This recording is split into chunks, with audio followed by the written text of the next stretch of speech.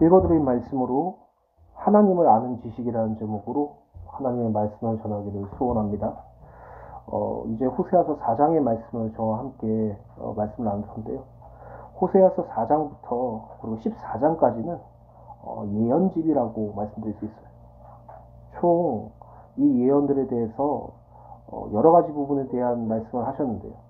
특히 이 예언집에 하나님께서 말씀하는 핵심은 하나님을 아는 지식이 없다라는 부분들이에요. 하나님을 아는 것, 하나님을 알아가는 그 지식이 북이스라엘 자손들에게 없다라고 말씀하시는 거죠.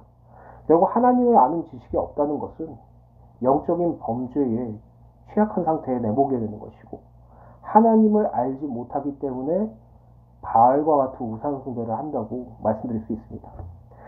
일련의 예를 들어서 말씀드리면은, 우리 둘째 지율이는 제가 누군지 몰라요. 그쵸? 제가 누군지 모르는 이유가 무엇이냐면은 아빠라는 개념이 뭔지 모르기 때문에.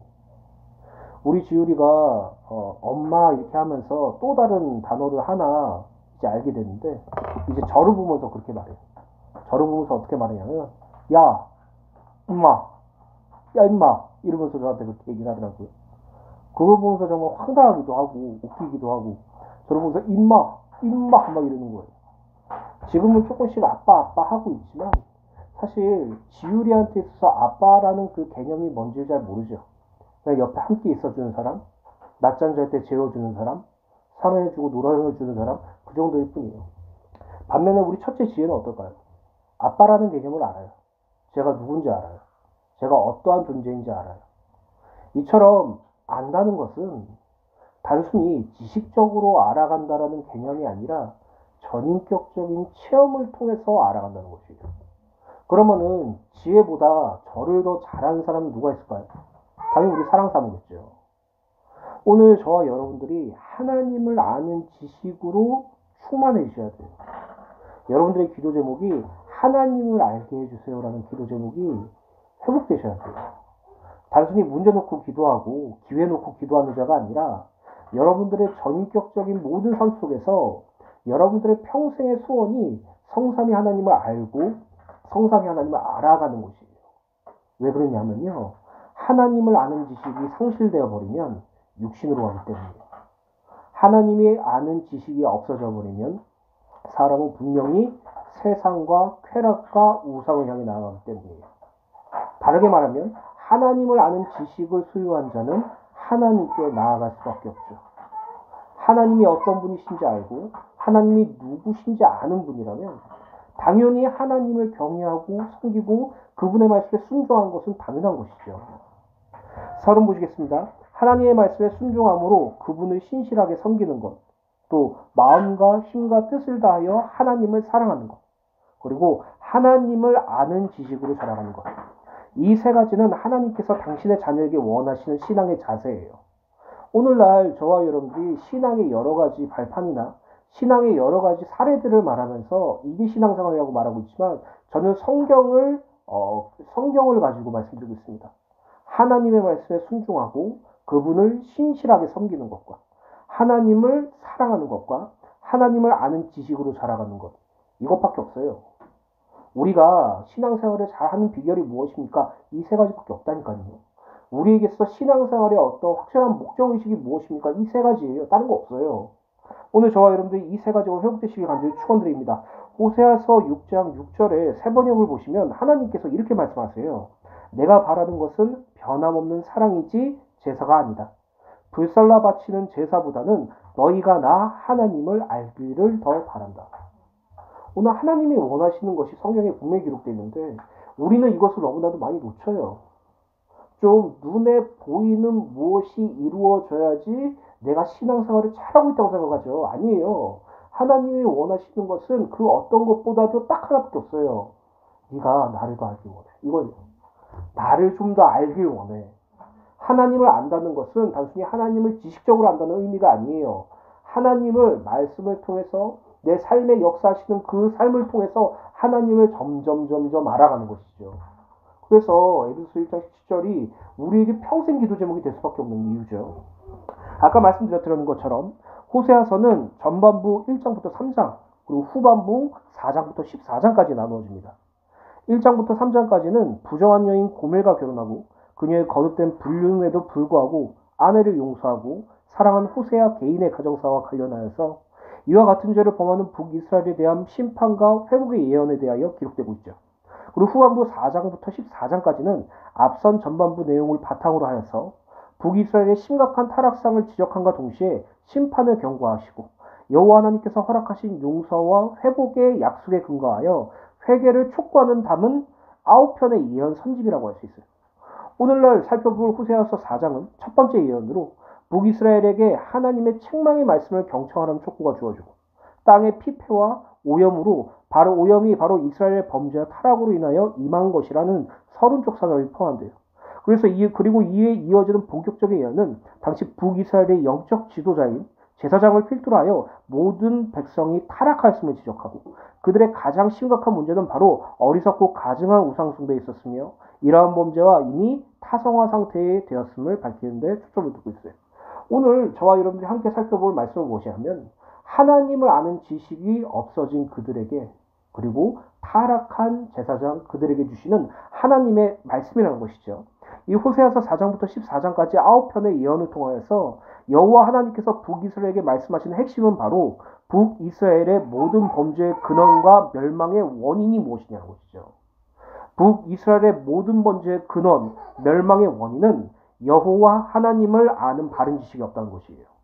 따라서 본서는 여호와를 아는 지식이 없음이 집중적으로 정죄를 하고 있는 것이고 또 여호와를 힘써 알아야 한다는 점을 반복하면서 강조합니다. 그러나 여호와를 아는 지식이란 단순히 여호와에 대한 이론적 지식을 말하는 것이 아니에요. 이러한 지식은 장차 멸망받을 사탄, 마귀, 귀신도 가지고 있어요. 하나님이 그리고 예수 그리스도께서 성령 하나님을 아는 것은 사탄도 알고 있어요. 하나님이 창조주시고 구원자시라는 사실도 사탄도 알고 있어요. 지금 우리가 말하는 그 여호와 하나님을 아는 지식이라는 단순히 우리가 암기하듯 우리가 공부하듯 아는 그런 개념이 아니라 구원받은 성도에게 요구되는 하나님을 아는 지식은 이러한 분석적 지식을 넘어서 하나님과의 인격적 교제에서 우러나오는 여호와의 사랑에 대한 독특한 신뢰이며 여호와 하나님 섭리에 대한 통찰과 순종이라는 사실이죠. 당시 북이스라엘은 이 여호와 하나님을 아는 지식이 결여되었기 때문에 하나님으로부터 정죄와 심판을 받았고 멸망의 길을 걸을 수밖에 없어요. 우리가 일반적인 인간관계를 개념으로 한번 생각해 봅시다. 내가 내 옆에 있는 모르는 사람과 친하려면 어떻게 해야 돼요? 대화를 나눠야 돼요. 함께 대화를 나누면서 그 사람이 어떠한 삶을 살았고 그 사람의 삶의 목적이 무엇이며 그 사람이 어떤 방향을 가는지 알 수 있죠. 대화를 많이 나누면 많이 나눌수록 그 사람을 좀 알 수 있어요. 근데요, 그것보다 더 확실히 아는 방법이 있어요. 그 사람과 삶을 확실하게 알아요. 그 사람과 24시간 함께하고 그 사람과 24시간 밥도 먹고 잠도 같이 자고 생활을 하면은 그 사람이 말하고 대화하는 것보다 더 많은 것을 알 수 있죠. 우리는 마치 하나님을 아는 지식이라는 그 개념을 무엇이냐고 생각하면 대화하는 수준으로 끝나려고 해요. 그냥 말씀 듣고 그냥 예배 다니고 그냥 찬송 부르고 이러다 보면 하나님을 아는 지식이 자라갈지 물론 그것도 자라가요. 틀린 말은 아닙니다. 근데요, 하나님께서 지금 구원받은 성도인 저와 여러분들에게 요구하는 하나님을 아는 지식이라는 것은 함께 먹자, 함께 자자, 함께 살자라는 개념이에요. 예수님께서 라우디게아 교회한테 처절하게 말씀하시는 그 말씀이 기억하지 않습니까? 볼지어다 내가 문 밖에 서서 두드린다. 문을 열어라. 문을 열고 나와 함께 먹고 나와 함께 지내자고. 그게 바로 여호와를 아는 지식이에요. 내 삶 속에서 단순히 성경 몇 구절을 읽고 그냥 말씀 몇 구절 듣고 그래서 나 이제 하나님 알아 이런 개념이 아니라 말씀과 예배와 기도와 찬양을 통해서 그분을 날마다 누리는 것이에요. 오늘 하나님과 함께 사는 은혜가 있게 되시길 간절히 축원드립니다. 하나님을 아는 지식이 여러분들에게 풍성해지시기를 예수님의 이름으로 간절히 축원드립니다.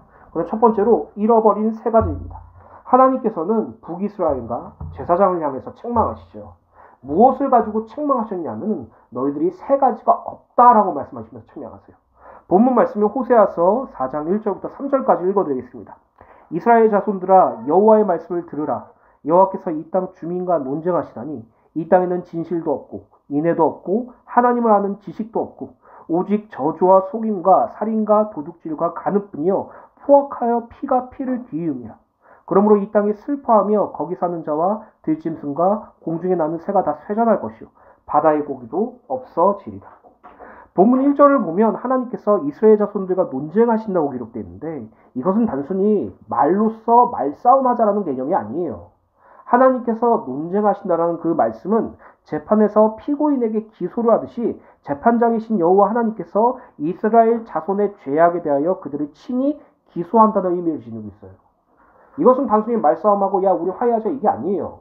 재판 앞에 서서 그들의 죄를 낱낱이 파헤치는 것이죠.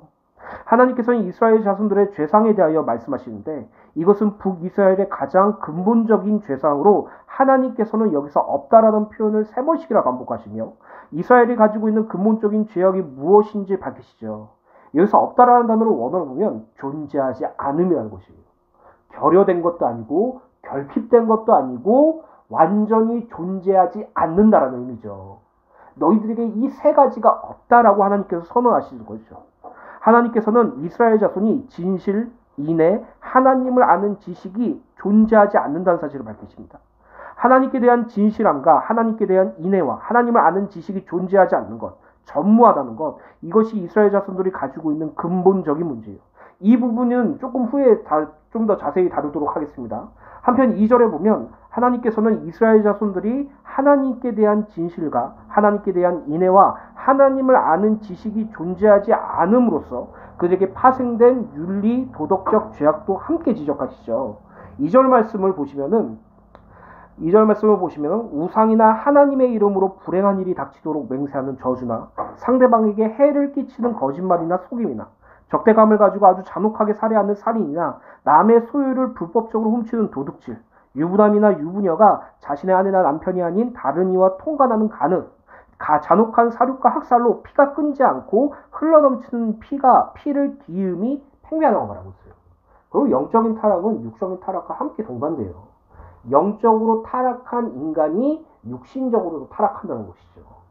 지금 이 시대를 보세요. 이 말씀과 너무나도 똑같죠. 아니 더 심각해졌죠.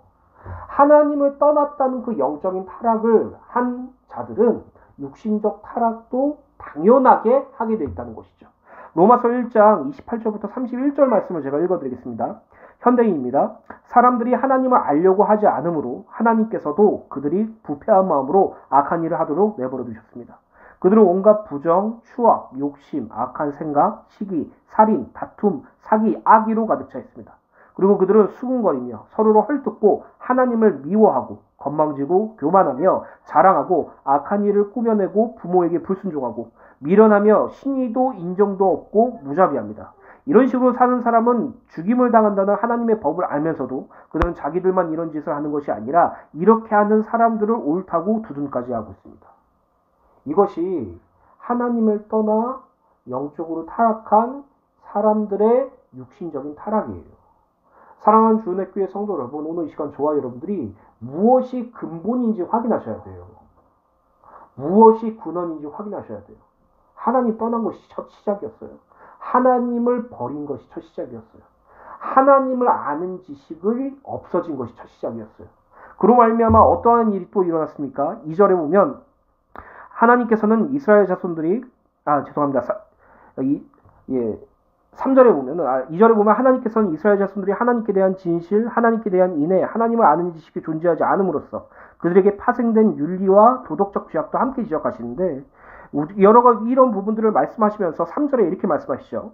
본문 1, 2절을 통해서 이스라엘 자손들이 3가지 부재, 곧 하나님께 대한 진실함과 하나님께 대한 인애와 하나님을 아는 지식이 존재하지 않음으로써 그들은 영적인 범죄를 저질러 타락하게 되었고 그로 인하여 윤리 도덕적으로 타락하게 되었다는 사실을 확인하였어요. 3절에 보면 이런 이스라엘 자손들의 범죄와 타락으로 인해서 이 땅이 슬픔으로 가득 찰 것이며 이 땅에 사는 자가 다 쇠약해 죽고 들짐승과 공중의 새와 바다의 고기가 다 사라질 것이라고 선언하세요. 이것은 하나님께서 기업으로 주신 약속의 땅 가나안 땅에서 이스라엘 백성이 크게 범죄함으로 말미암아 그 땅이 슬퍼하며 거기에 거하는 모든 피조물들이 다 쇠잔하고 없어질 것이라고 말씀하시는 것이에요. 첫사람이 아담과 하와가 타락했을 때 하나님께서 아담과 하와에게 이렇게 말씀하셨어요. 땅이 너로 말미암아 저주를 받았다고요. 이 말은 어떤 의미를 가지고 있습니까? 영적인 타락으로 인해서 육신적인 타락이 함께 들어왔고 그 영적 타락과 육적 타락으로 해서 이 세상도 함께 하나님께 저주를 받고 있다는 사실이에요. 오늘 저와 여러분들이 이 부분을 한번 곰곰이 생각해 보실 예수님을 간절히 축원드립니다. 그럼 우리가 구원받으면 우리가 육신적으로 범죄하지 않아요? 아니에요. 우리도 육신적인 범죄를 하게 돼 있어요. 옛사람의 체질 때문에. 그럼 우리가 구원받고 모든 사람들에게 복음을 전하면 이 세상이 정화될까요? 아니요. 정화되지 않아요. 그리스도 예수께서 새하늘과 새 땅으로 우리를 옮기시죠. 결국 왜 이 세상이 이렇게 육신적으로 도덕 윤리적으로 타락했는지, 왜 이 세상이, 이 지구가, 이 나라가, 이 모든 것들이 고통받고 있는지 성경에서 정확하게 말씀하고 계시죠. 결국 육신적인 타락, 도덕적인 타락, 윤리적인 타락, 그리고 이 세상이 점점 망가지는 것은 세 가지가 부재되었기 때문에, 세 가지가 없어졌기 때문이라고 말하고 있는 거예요. 근원적인 걸 먼저 확인하셔야 돼요. 세 가지가 없어졌다고 말씀하시는데 그게 무엇입니까? 하나님께 대한 진실, 하나님께 대한 인애, 하나님을 아는 지식이 존재하지 않는 데서 그것이 다 비롯되었다고 말하고 있는 것이죠. 결과적으로 우리가 집중해야 될 것은 사실 윤리 도덕적 타락도 아니고 이 세상이 멸망 가운데 있는 것도 아니라 이 세 가지가 우리에게 있느냐 없느냐라는 개념이에요. 그러면 하나님께 대한 진실은 무엇입니까? 진실이란 원어로 보면 두 가지 의미를 내포하고 있는데 하나는 하나님께 대한 신실함이라는 의미고 다른 하나는 하나님의 말씀인 진리라는 의미를 지녀요. 이 진실이라는 단어 안에 두 가지가 의미가 내포하고 있죠. 하나님께 대한 신실함, 하나님의 진리인 말씀에 대한 부분들이죠. 이스라엘 자손들은 하나님을 신실하게 섬기지도 않고 그들의 인간관계 속에서도 진실성이 없었으며 오직 위선과 허식으로만 살았죠. 또한 이스라엘 자손들은 하나님의 진리의 말씀을 버리고 주변의 세속 문화와 우상 문화에 젖어 마치 이방 사람들과 동일하게 죄악된 삶을 살았어요. 느헤미야가 바벨론에서 이제 바벨론 2차 포로를 하면서 여러 가지 부분들의 일생을 그 삶을 갖고 그들이 이스라엘 백성들이 북이스라엘과 남유다가 왜 하나님께 멸망받고 그들이 포로 생활의 고통을 받았는지 알게 되었어요. 그 고백을 하고 있는 것입니다. 느헤미야서 9장 26절부터 29절까지 현대인으로 말씀드리겠습니다. 그러나 그들은 주께 불순종하고 거역하며 주의 법을 저버리고 주께 돌아오라고 외치는 예언자들을 죽여 주를 모독하였습니다. 이게 북이스라엘과 남유다의 실상이었어요. 아니 북이스라엘의 실상이었죠. 하나님께서 말씀을 선언했음에도 그 말씀을 저버렸어요. 오히려 그 말씀을 전한 예언자를 죽이기까지 하였죠. 그러므로 주께서 그들을 원수의 손에 넘겨 고통당하게 하셨습니다. 그러나 그들이 환난 중에서 주께 부르짖자 주는 하늘에서 들으시고 그들에게 큰 자비를 베푸셔서 지도자를 보내 그들을 원수의 손에서 구출해 주셨습니다. 그런데도 그들은 평안을 누리게 되자 다시 범죄하였습니다. 그래서 주께서는 그들을 버려 원수의 지배를 받게 하셨습니다. 그렇지만 그들이 다시 부르짖을 때 주는 하늘에서 들으시고 자비를 베푸셔서 그들을 여러 차례 구출해 내셨습니다. 주는 그들에게 주의 법에 순종하라고 경고하셨지만 그들은 교만하여 사람이 지키기만 하면 생명을 얻는 주의 법을 거절하고 주의 명령에 불순종하며 고집을 피우고 주의 말씀을 듣지 않았습니다. 주께서는 여러 해 동안 참으시고 주의 예언자들을 통해 성령으로 그들을 경고하셨으나 그들이 듣지 않으므로 그들은 이방 민족의 손에 넘겨주셨습니다. 이게 북이스라엘의 죄상이에요. 하나님의 말씀을 저버렸어요. 하나님의 말씀을 무시했어요. 하나님의 말씀을 자신과 상관없다고 여겼어요. 가치 없게 여겼죠. 하나님의 진리 되신 말씀을 거부했다는 말은 하나님께 대한 신실함도 상기되었다는 것이에요. 아니 상식적으로 생각해 보세요. 제 딸이 제 말을 하나도 안 들어요. 그럼 제 딸이 저를 공경한다는 말이에요? 아니죠. 제 딸이 제가 하고 있는 말 모두를 무시하고 제가 하는 말에 반대적으로 행동한다고 예상을 해봅시다. 그럼 그 딸이 저를 사랑하고 저를 신실하게 대하는 겁니까? 아니죠. 지금 북이스라엘에게 하나님께 대한 진실이 없다라고 지금 말씀하고 계시죠. 두 번째로 없다고 말씀하시는 게 무엇입니까? 하나님께 대한 인애죠. 인애란 원어로 보면 언약에 기초한 하나님의 불변적인 사랑이라는 의미를 지녀요. 인간에 대한 하나님의 은혜, 은총, 자비, 인자, 호의, 긍휼들을 나타내는 단어인데 이 단어가 사람에게 적용될 때는 하나님께 대한 사랑을 의미해요. 결국 하나님께서 너희들에게 나에 대한 인애가 없다라는 말은 너는 나를 사랑하지 않는 거야 이렇게 말씀하시고 계시는 것이죠. 즉 이스라엘 자손들이 지금 하나님께 대한 사랑이 없다고 말씀하시는 것입니다. 하나님을 사랑하는 것이 아니라 세상을 사랑하기에 그들에게 있어서 세상의 것을 풍성히 채워주는 우상을 섬기고 숭배하는 것이 마땅하게 생각했어요. 성경 보세요. 하나님은 단 한 번도 북이스라엘을 사랑하지 않으신 적이 없어요. 항상 사랑했어요. 그러나 이스라엘 자손들은 하나님을 사랑했다가 세상을 사랑했다가 영함없이 반복했죠. 호세아서 11장 1절부터 2절 말씀을 제가 읽어드리겠습니다.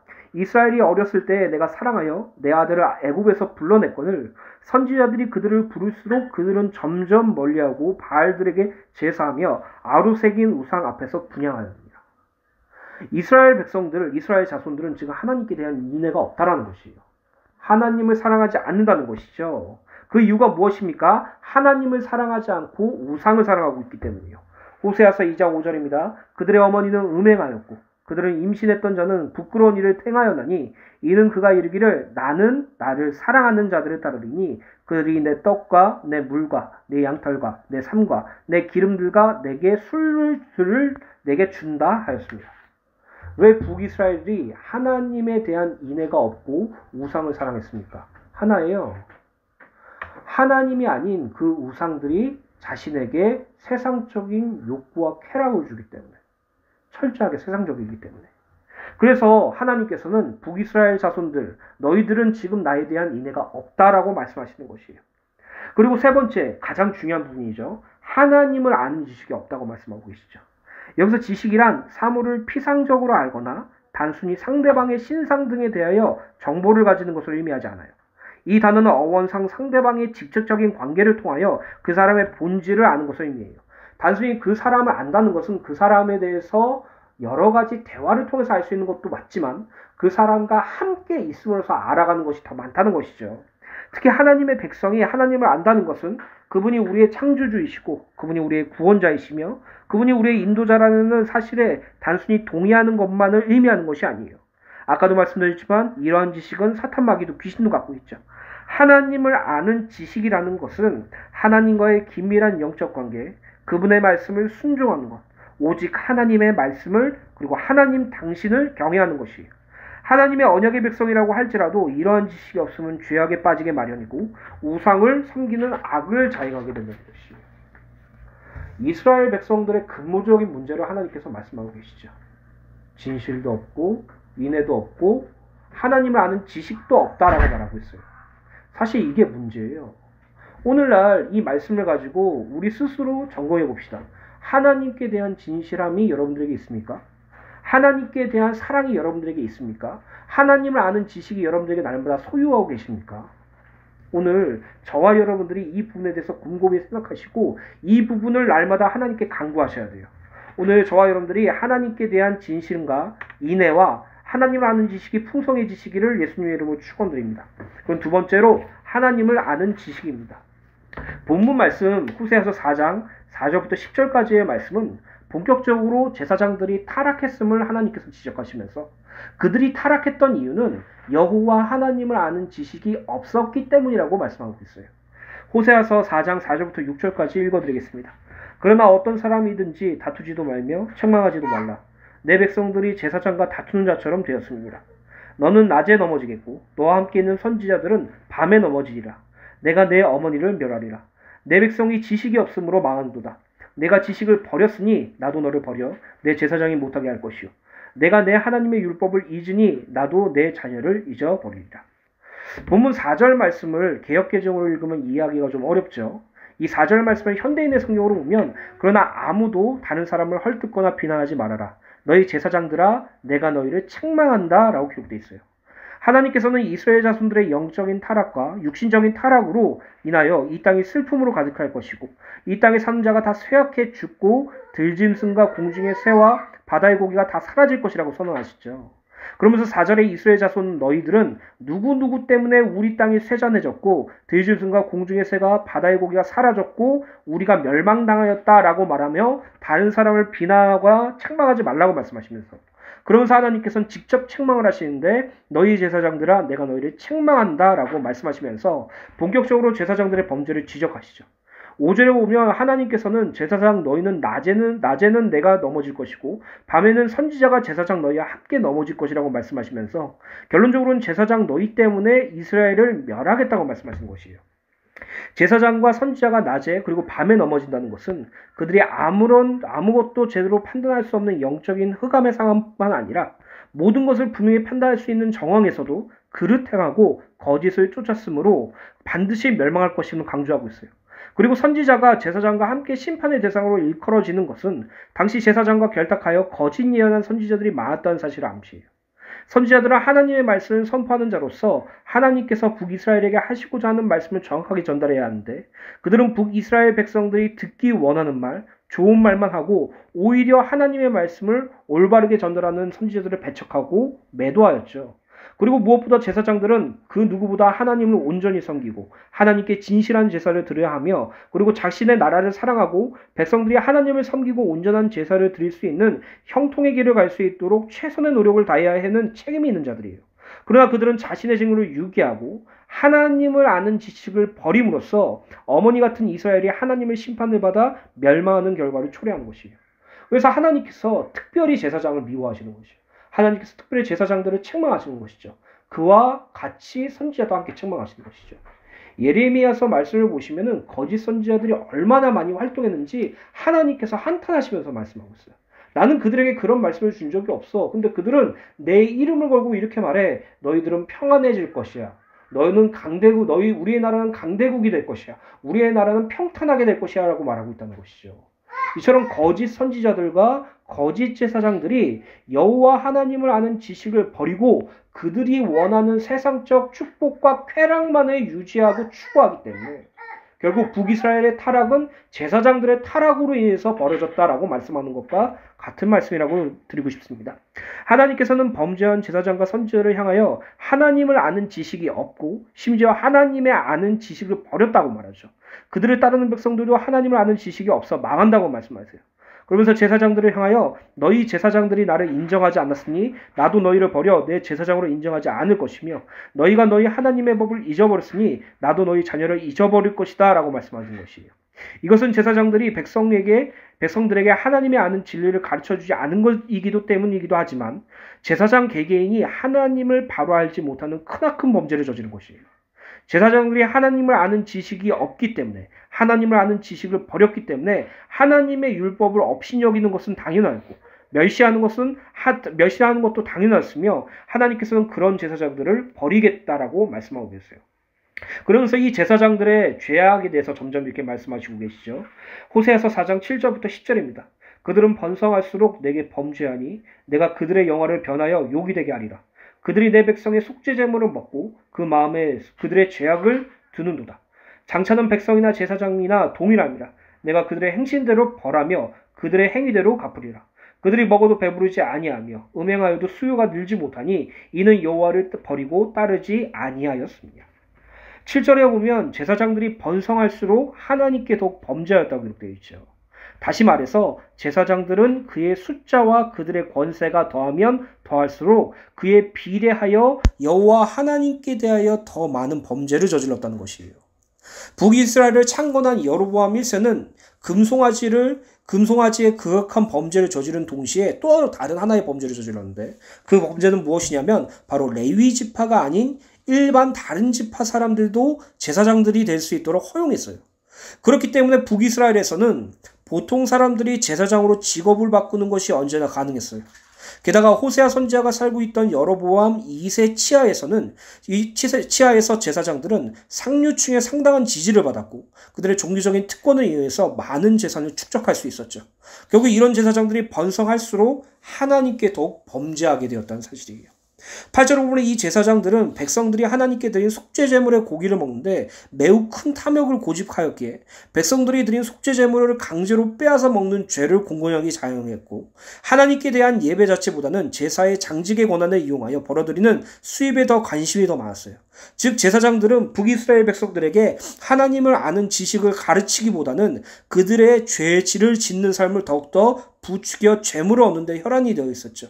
그것뿐만이 아니죠. 10절에 보면 이 제사장들이 음행하였다고 기록되어 있는데 이 문자적인 의미로 그대로 농작물과 가축의 풍요와 자녀들의 다산의 목적으로 신전, 우상신조들의 창기와 함께 성회에 의식하는 관습적으로 행했어요.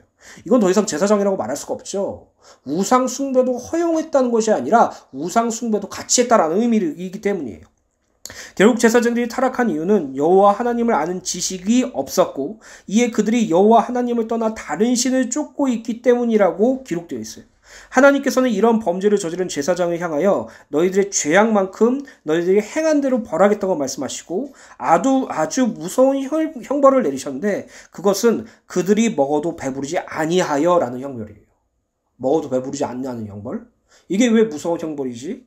이 배부르지 아니하려라는 이 부분을 원어로 보면 결코 만족하지 못한다는 의미로 여기서 말하는 만족은 단순히 육체적으로 배가 부른 상태를 지칭하는 것이 아니라 정신적으로 그리고 영적으로 만족감을 느낄 수 없는 상태를 지칭해요. 그들이 정신적으로 영적으로 만족감과 풍성함을 누리지 못하는 형벌을 허락하겠다는 것이죠. 하나님의 백성이자 제사장으로 택함받은 자들은 오직 하나님과의 바른 관계를 통해서만 완전한 만족을 누릴 수 있죠. 또 오직 하나님을 섬기고 사랑함으로써 진정한 행복을 누릴 수 있어요. 그 만족감과 행복감을 하나님께서 없애버리겠다고 말씀하시는 거예요. 결국 제사장들에게 주신 가장 큰 형벌은 정신적, 영적 허무감이라는 것이에요.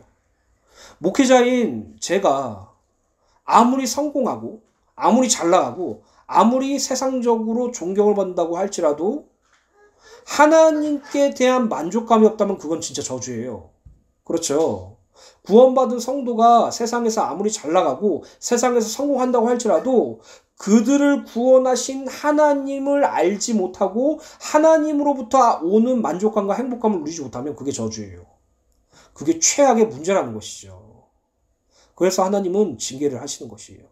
제가 수요 예배 때 말씀드렸죠. 좀 중요하게 생각하면서 말씀드렸어요. 많은 성도들은 고난을 두려워해요. 많은 성도들, 아니 거의 대부분의 성도들은 고난을 무서워해요. 근데 하나님께서 우리에게 고난을 허락하신다는 것을 알거든. 하나님께서 우리에게 징계하신다는 사실을 알거든요. 내가 이 땅에 살아가면서 나에게 닥친 고난은 하나님께서 허락하는 것이고 하나님께서 이것을 통하여서 하나님에 합력하여 선을 이루신다는 사실도 분명히 알아요. 근데 하나님께서 나에게 고난을 주실까 봐 두려워요. 근데요, 진짜 우리가 두려워할 것은 무엇이냐면 우리가 기도하지 않는 것을 가장 두려워하셔야 돼요. 하나님께 고난받을까 하나님께 벌받을까 하는 두려움이 진짜 두려움이 아니라니까요. 내가 하나님께 기도하지 않고 있는 이 상태가 아무렇지도 않다라는 사실이 가장 무서운 거예요. 내가 하나님의 말씀을 묵상하고 하나님의 말씀을 청정하고 하나님의 말씀대로 순종하며 살기 원하는 그 말씀이 그 생각이 없어진 상태가 아무렇지도 않게 진행되고 있는 그것이 정말 무서운 것이라니까요. 근데 우리는 무서운 게 따로 있어. 그냥 세상에서 힘들게 살고 싶지 않아. 세상에서 행복하게 살고 싶어. 그래서 하나님 믿는 거야. 그래서 예수님을 선택한 거야. 그래서 교회를 다니는 거야. 하나님께서 나에게 고난을 허락하시는 것이 싫어. 아픈 건 싫어. 행복하기만은 원해. 그게 북이스라엘이 바알을 섬겼던 이유예요. 세상에서 풍성하고 풍요로운 축복을 얻기 위해서, 세상에서 다산의 축복을 얻기 위해서 하나님과 함께 바알을 섬겼다는 사실이에요. 오늘 우리의 두려움이 무엇인지 정확하게 확인하는 것이에요. 우리의 진짜 죄는요, 단순히 윤리적으로 육신적으로 타락하고 하나님 앞에서 불신앙하고 이런 개념이 아니에요. 기도하지 않는 죄예요. 말씀 묵상하지 않는 죄예요. 하나님께 집중하지 않는 죄예요. 그게 가장 무섭다는 사실을 기억하시길 예수님의 이름으로 간절히 축원드립니다. 그렇기 때문에 구원받은 성도들이 영적인 만족감과 영적인 허무감을 느낀다면 오늘 진짜로 기도하셔야 돼요. 하나님을 아는 지식을 알게 해달라고요. 정말로 무릎 꿇고 회개하면서 기도하셔서요. 하나님을 알게 해달라고요. 본문으로 돌아가서 하나님께서는 제사장들이 음행을 하더라도 수요가 늘지 못한다고 말씀하시죠. 그것은 풍요와 다산을 약속하는 가나안 땅의 우상 바알이 실상 허무한 것이며 본래 그 실체조차 없는 것임을 입증하시기 위하여 그들에게 다산과 수요의 늘어남을 없애버리시겠다고 말씀하시는 것이에요. 그들이 원했던 것 다 없애버리겠다고 말씀하시는 것이에요. 사실 저는 신앙생활하면서 이게 많이 공감이 되거든요. 하나님께서는 제가 진짜 원하는 거 안 들어주세요. 왜냐한 줄 아세요? 제가 진짜 원하는 것은 하나님께 대한 것이 아니라 세상이었기 때문이에요. 하나님께서는 제가 원하는 것은 철저하게 짓밟아버리고 있어요. 왜 짓밟은 줄 아세요? 하나님의 이름으로 포장됐지만 사실 그게 세상과 육신적인 것이기 때문이에요. 저는요, 목회가 부흥되길 원했어요. 교회당이 생기길 원했어요. 제 평생의 소원이에요. 근데 하나님은 끝까지 허락하지 않으세요. 이것을 통해서 저는 목회가 내 나에게 주신 하나님의 은혜가 맞는가라는 의문이 들 정도로 괴롭죠. 근데 하나님은 끝까지 이거 허락해 주지 않으세요. 왜 그런지 아세요? 제가 가장 원했던 거니까. 교회가 생기는 것으로 말미암아 복음이 증거되는 것이 중요한 것이 아니라 교회를 세워서 내가 목사라는 걸 인정받고 싶었으니까. 성도가 부흥되어서 그들을 통해서 함께 그리스도 예수를 알아가는 것이 목적이 아니라 그 성도들을 위해서 내가 목사라는 자격을 얻기 원했으니까. 당연히 그러니까 하나님께서 다 짓밟아 버리시죠. 지금도 짓밟아 계시죠. 하나님께서는 저와 여러분들에게 한마디만 하세요. 너희들이 세상적으로 원하는 건 다 안 들어줄 거야. 너희들이 1순위로 소원하는 거 하나님께서 안 들어줄 거야. 왜 그런지 알아? 너희들이 1순위로 원하는 그 소원이 하나님을 아는 지식이 아니라 세상이기 때문이야. 이렇게 말하고 계시는 것이에요. 오늘 저와 여러분들이 하나님 앞에서 벌거벗기기 간절히 축원드립니다. 하나님 앞에서 벌거벗김 당하고 하나님 앞에서 말씀을 철저히 깨달아서 오늘 저와 여러분들의 소원과 간절한 기대와 소원이 세상적인 욕심이 아니라 하나님을 아는 은혜가 있게 되시기를 예수님의 이름으로 간절히 축원드립니다. 아모스서라고 구약 성경에 함께 있거든요. 당시 북이스라엘의 제사장들과 선지자들이 얼마나 타락했는지 보여주는 예가 아모스서에 기록되어 있었어요. 이 아모스서는 호세아와 동시대 선지자로 아모스가 북이스라엘 초기에 하나님의 말씀을 선포했다면 호세아는 말기에 하나님의 말씀을 선포했어요. 지금 읽어드린 아모스 7장은 하나님께서 아모스에게 환상을 통해서 북이스라엘의 심판을 말씀하시는 것이에요. 아모스서 7장 7절부터 13절까지의 말씀을 현대대로 읽어드리겠습니다. 여호와께서 다시 나에게 이런 환상을 보여주셨다. 추를 이용하여 쌓은 담 곁에 여호와께서 손에 다림줄을 잡고 서서 아모스야 내가 무엇을 보느냐 하고 물으셨다. 그래서 내가 다림줄입니다 하고 대답하자 주께서 이렇게 대답하셨다. 내가 다림줄로 내 백성을 시험하고 다시는 그들을 용서하지 않겠다. 이삭의 산당들이 황폐할 것이며 이스라엘 성도들이 폐허가 될 것이다. 내가 일어나 칼로 여로보암의 집을 치겠다. 여기서 다림줄이란 것은 담이나 벽을 쌓을 때 똑바로 쌓기 위해서 수직과 수평을 맞추기 위해서 실에 추를 달아 사용하는 고대의 건축 도구예요. 이 다림줄에는 추가 달려 있어서 수직과 수평을 바르게 맞출 수 있고 건축물을 검사할 때 안전하게 잘 쌓은지 검사할 수 있어요. 만약 담이나 벽이 다림줄에서 벗어난다면 그것은 반드시 무너지게 돼 있죠. 하나님께서 다림줄을 잡고 서 계신다는 말씀은 이 다림줄은 하나님의 율법, 말씀을 의미해요. 기회가 된다면 이 말씀을 예배를 통해서 조금 더 자세하게 나누기 원해요. 이 다림줄은 하나님의 율법, 말씀을 의미해요. 여기서 담은 북이스라엘을 의미하고요. 다림줄은 하나님의 말씀을 상징하는 것이죠. 북이스라엘은 담이라는 것을 하나님의 말씀으로 지금 검사하고 계시는 것이에요. 근데 그 말씀으로 검사할 때 어긋나 있음을 하나님께서 보신 것이죠. 어긋나 있음을 아모스에게 보여주신 것이죠. 북이스라엘은 하나님의 말씀이 아닌 우상 숭배와 세상의 쾌락을 위하여 담을 쌓았기 때문에 이 담을 반드시 하나님께서 무너뜨리고 폐하게 될 것이며 여로보암의 집을 치겠다고 말씀하셨어요. 아모스 선지자는 북이스라엘 왕실의 죄악성을 지적하고 그 땅에 여호와의 심판의 말씀을 예언하였죠. 근데요, 그 당시 제사장은 어떻게 했느냐? 10절, 아모스서 7장 10절부터 13절까지의 말씀입니다. 그때 베델의 제사장 아마샤가 이스라엘의 여로보암 왕에게 이런 전가를 보냈다. 이스라엘 백성 가운데 아모스가 왕을 해칠 음모를 꾸미고 있습니다. 그의 선동으로 이 땅에 감당할 수 있는 반란이 일어날지 모릅니다. 아모스는 지금 다림줄 환상으로 더불어 하나님의 멸망과 심판의 말씀을 선포했죠. 근데 그 당시 제사장이랐던 자가 베델이라면 어떤 의미냐면 이 베델에 금송아지가 세워져 있거든요. 이 금송아지를 관장하는 제사장이라고 말 수 있어요. 그 제사장이 여로보암 2세 왕한테 이렇게 말한 거예요. 아모스가 지금 반란을 선동하고 있다고. 하나님의 말씀을 선언하는 그 아모스 선지자들을 반란을 선동하고 있다고 말하고 있죠.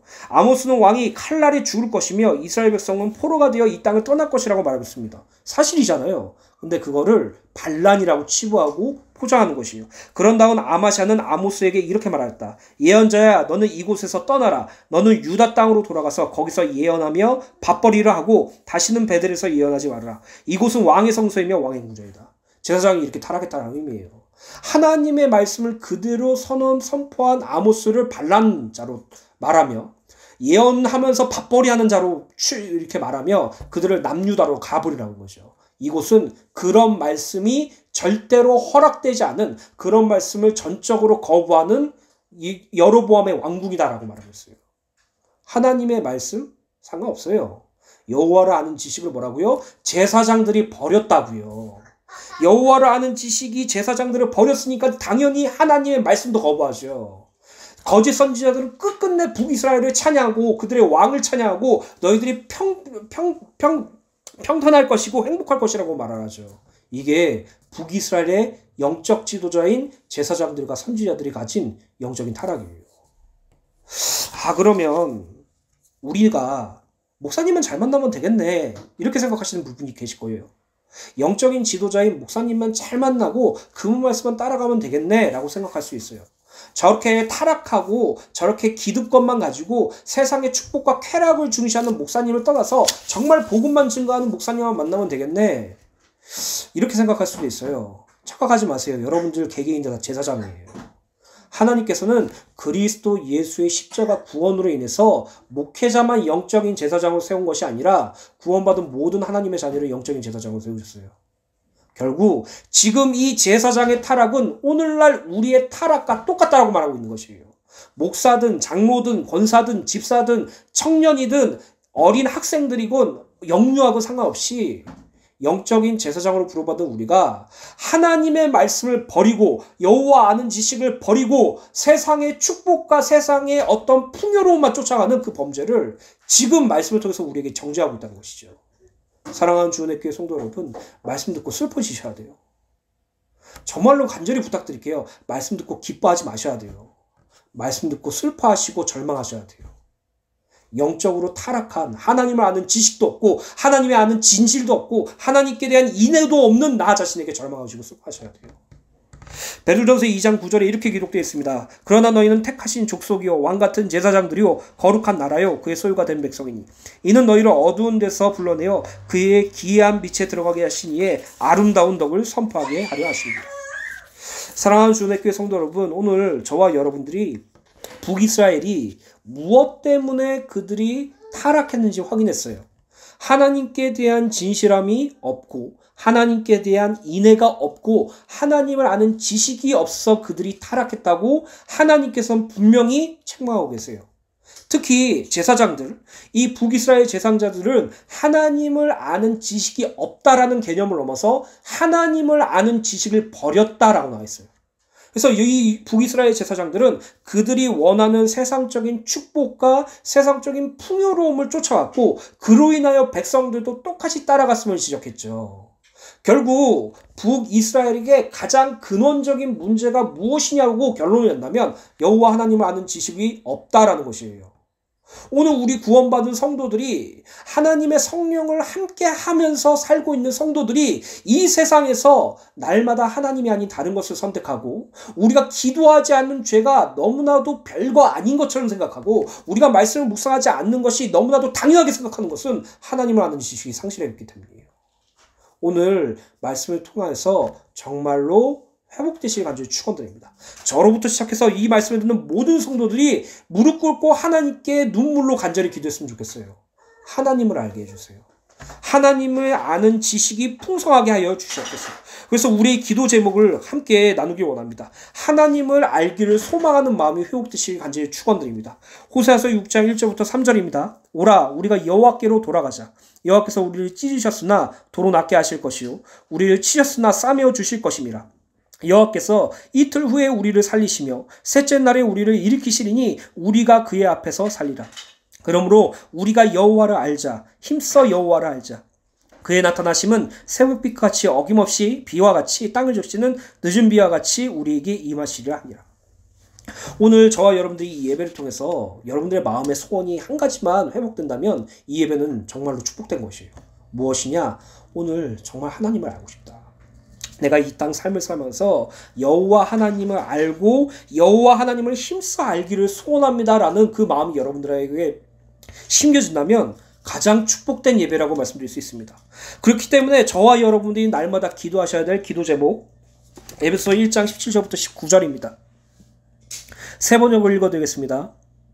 나는 우리 주 예수 그리스도의 하나님 영광의 아버지께서 여러분에게 지혜와 계시의 성령을 주셔서 하나님을 더욱더 잘 알게 해주시고 우리의 평생 기도 제목 되시길 간절히 축원드립니다.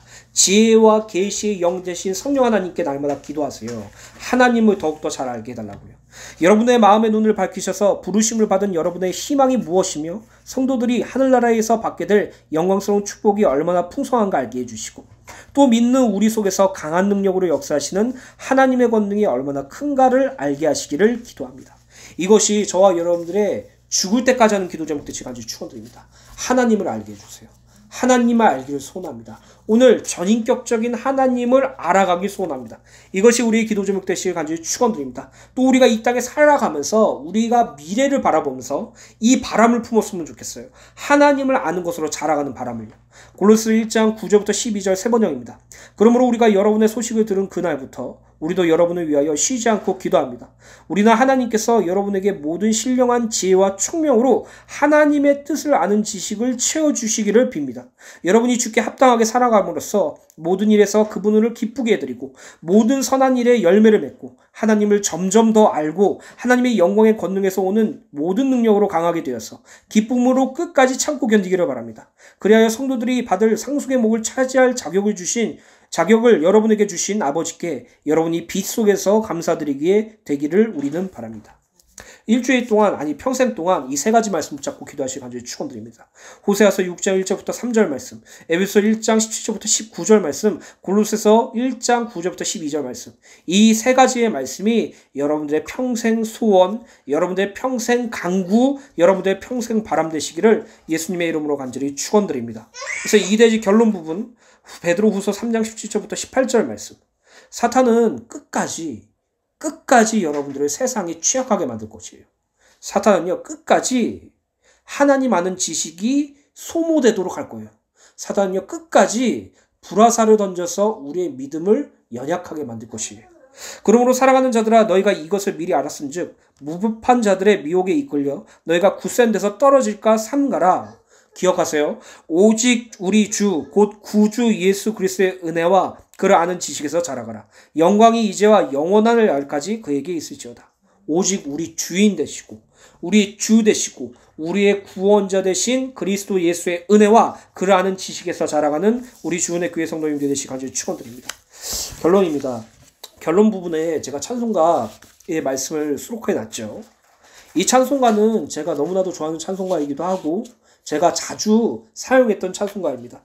찬송가 453장이죠. 여러분들이 삶 속에 살아가면서 말씀을 묵상하거나 기도할 시간 없이 바쁘게 돌아다니실 때 이 찬송을 늘 입에 달고 기도하는 은혜가 있게 되시기 간절히 축원드립니다. 예수 더 알기 원하네. 크고도 넓은 은혜와 대속해 주신 사랑을 간절히 알기 원하네. 오늘 이것이 우리의 기도 대목 되시기 간절히 축원드립니다. 성령이 스승 되셔서 진리를 가르치시고 거룩한 뜻을 깨달아 예수를 알게 하소서. 오늘 성령 하나님께 간구하세요. 예수를 알게 하여 주시옵소서. 성령의 감화 받아서 하나님의 말씀을 배우니 그 말씀 한 절 한 절이 내 마음이 교훈이 됐다. 성령 하나님께서 내게 역사하셔서 오늘 말씀을 통하여 그 말씀이 하나님의 말씀 될 수 있도록 그리스도 예수를 깨달을 수 있도록 하나님을 아는 지식이 풍성해질 수 있도록 기도해 주시기 간절히 축원드립니다. 그래서 내 평생의 소원이 우리의 평생의 소원이 대속해 주신 그 사랑 성삼위 하나님의 구원의 그 사랑을 간절히 알기를 원합니다라는 그 소원이 저와 여러분들 되시기를 예수님의 이름으로 축원드립니다.